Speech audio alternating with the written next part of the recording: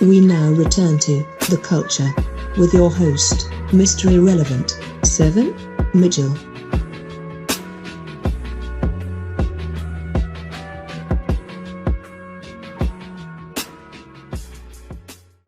Coming off of his URL crazy battle from Perfect Day to Die Weekend and Proving Grounds against ANUBIS, we got the homie Saint Mike on the line. Mike, what's popping, my nigga? Yo. What's happening? What's popping? What's happening? My pleasure to be on, man. What's good with y'all, man? Oh, man. Salute. Congratulations.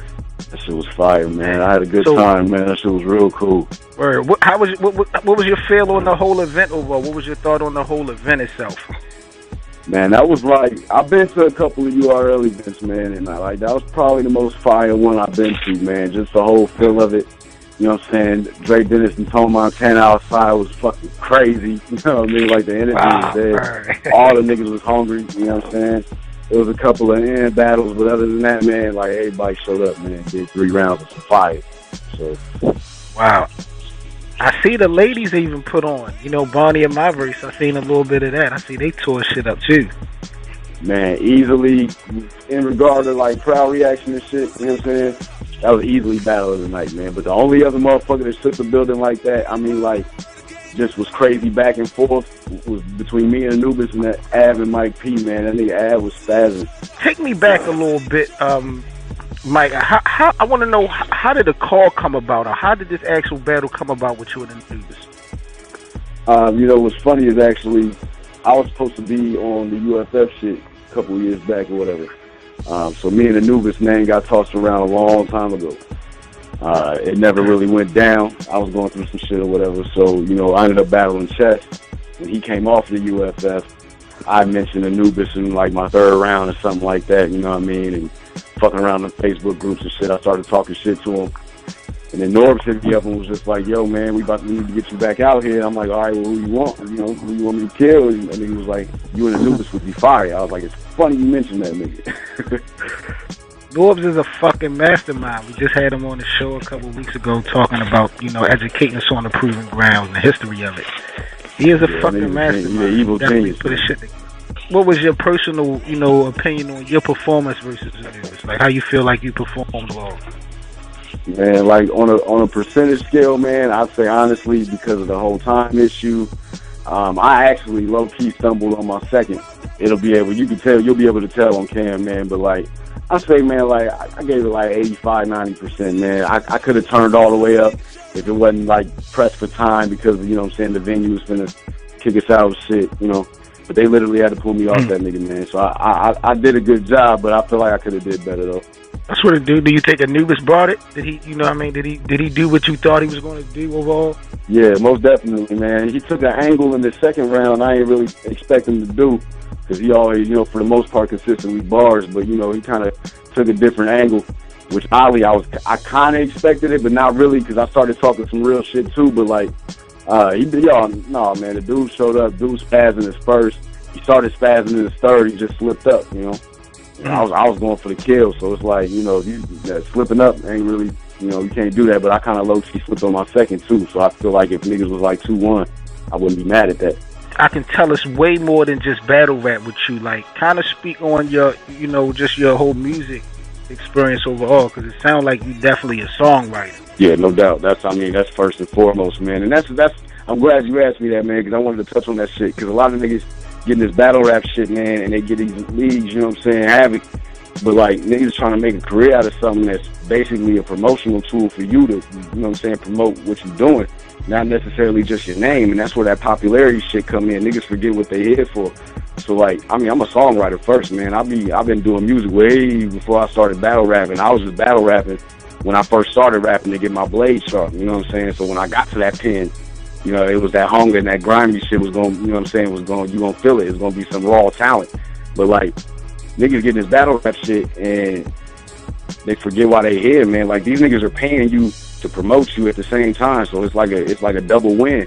But niggas trying to make a career out of this shit, man, and niggas need to get back to that music. And that's why I feel like a lot of battle rappers struggle with music because they ain't really, you know what I'm saying, they forget why they doing this shit in the first place. I mean, once you get your name out there, then what?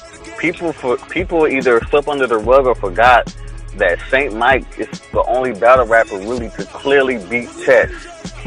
Facts. Yeah, no doubt, man. I mean, my mindset going into that shit was just like, I'm not gonna let no nigga half my age beat me, man. Fuck that. You know what I'm saying? But that nigga, like, real shit, that nigga's an animal, man. He's an animal. Like, for the age that he's at, like, I feel like, I mean, I was killing niggas around his age, too. Like, when I first started touching on rap and shit, I was about 15, 16. And, like, I was beating grown niggas, you know what I'm saying? But, like, the way he understands the format and shit, like, I can't discredit that nigga. He's an animal. That nigga was half my age, you know what I mean, when that shit went down damn near. So it's like, I had to kill him. That was my whole mindset. The only thing bad about that whole shit was that, you know, it went down in Atlanta. And, you know, Smack paid for that battle. That was a URL battle, you know what I'm saying? They paid for niggas, flew us out, everything for Kid Capri, the same way they did with, like, John the Don and Cortez battle at that A3C festival. Wasn't no cameras there. There was, like, one camera there. So, you know what I'm saying? They put it out on the channel, but they really didn't, you know what I'm saying, push it, because at that time, that was when Chess was rising. He had just came off that USF shit. So they was, you know, it is what it is. I don't think that it was necessarily anybody responsible for not pushing it. It was just, it didn't get pushed either. Now, you know, to me, after this battle with Anubis, clearly you have graduated. We about to go into 2016, so you have pretty much graduated, in my opinion, from the PG class going into 2016. Are you prepared to? Because, like, I saw today on Facebook, and it was a random post, but somebody had said that, or mentioned, or felt like, you know, you are the next person that the URL is about to push. Like, are you prepared to sit back for a couple months until they got that special situation for you next year? Or do you feel like you need to go out there and really put a resume together? Like, what's your mindset going into the new year in the first quarter? Man, yo, first of all, y'all asked some dope-ass questions. Like, let me clear it up a little bit. Okay, so my first PG battle never dropped. I battled this dude named Tommy Fishgale on the roof and, like, choked my whole third up. You know what I'm saying? Worse than this nigga Anubis did. But, like, they didn't drop that shit. So I ended up battling Young X next. That was my real first PG. That was the first one to get published and shit. It was dope. Right. At that point, I never did another PG again. And, like, according to, you know what I'm saying, the league and shit, I didn't have to. So I waited for a year before I got this battle with Anubis. You know what I'm saying? And I only had one battle in between that mattered, and that was Chess. You know what I'm saying? I had a couple little battles here and there. You know what I'm saying? I mean, all my battles matter, but for me, my mindset is I wait for a long ass time, you know what I'm saying, to get the right match, because if I succeed in that match, it's going to look that much better than having 4 niggas that ain't nobody ever heard of. And that's not discrediting nobody that's coming up, because I'll battle a nigga coming up. It don't matter. You know what I'm saying? But I know this shit's about numbers. You know what I'm saying? So I know I need to do my numbers. You know, it really boiled down to that. But in an effort to keep my blade sharp, though, I take it anywhere. But I'm willing to wait for the right nigga. You know what I'm saying? Strategic. It's all about strategy. Make your next move your best move. That's what's up. Right, facts. I mean, you know, the battle with Young X was cool. Good introduction.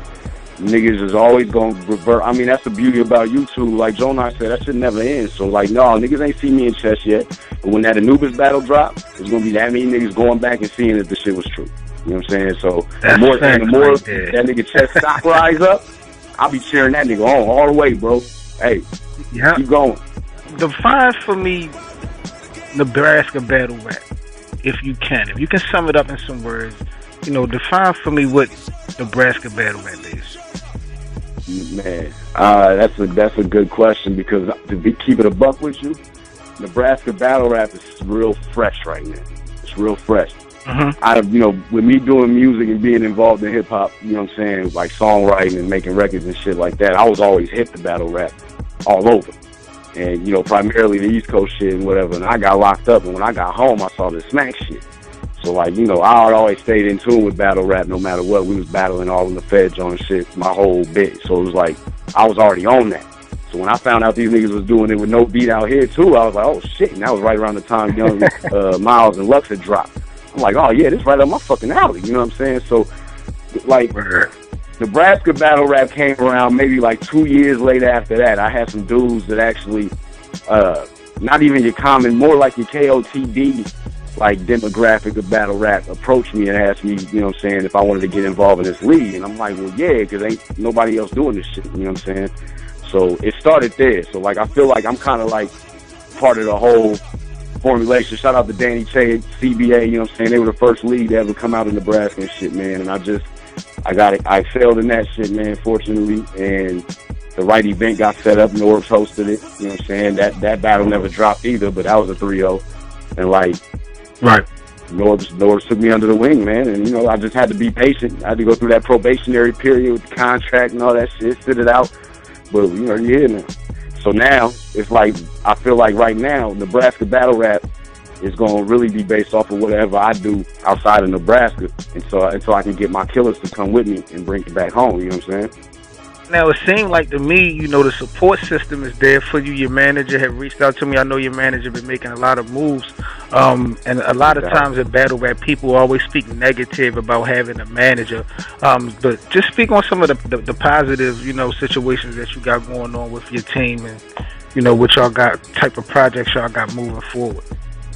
Yeah, no doubt. Shout out to Connects, man. I honestly felt the same way. I didn't feel like, you know, a battle rapper should need somebody to manage their promotion tool or their medium to promote their name and whatever they selling.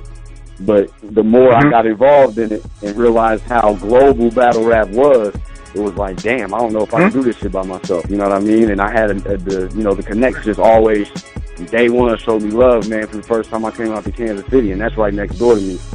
So, you know, it's nothing for us to get out there and holler and kick the shit.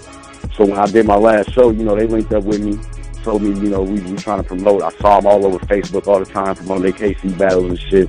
And I was like, yo, you know, if you with it, you know what I mean, you trying to ride, man, I think I can get us somewhere with this shit, man. I'm about there. I talk to Norbs all the time, you know what I'm saying, whoop, whoop. And we just went from there, man, and they really, like, grind for you. And that's the thing, man. If you're really trying to get something out there, it's not about, you know, having somebody handle your business for you. It's more about having more hands to do to have your vision out there. You know what I'm saying? To put your name out there and have your brand out there. You need more feet, you need more hands to get to these niggas, man. Because word of mouth is still the best promo, no matter how you look at it, no matter how many websites there are, shit. It's word of mouth, man. More mouths is talking, more people. It's just numbers, man. Let the people know where they can follow you at on social media. Oh yeah, at the real Saint Mike, man. You got to spell it all the way out though. Ain't no ST. It's SAINT. It's the real THEREAL Saint Mike on Twitter, on Instagram, and on Facebook. You know what I'm saying? If you want to listen to my music, I got a SoundCloud.com/Saint Mike Music. I got some fire on there. You know what I mean? Love some love, man. I show it back, man. Hey, yo, salute that, man. Appreciate y'all, man. I got you.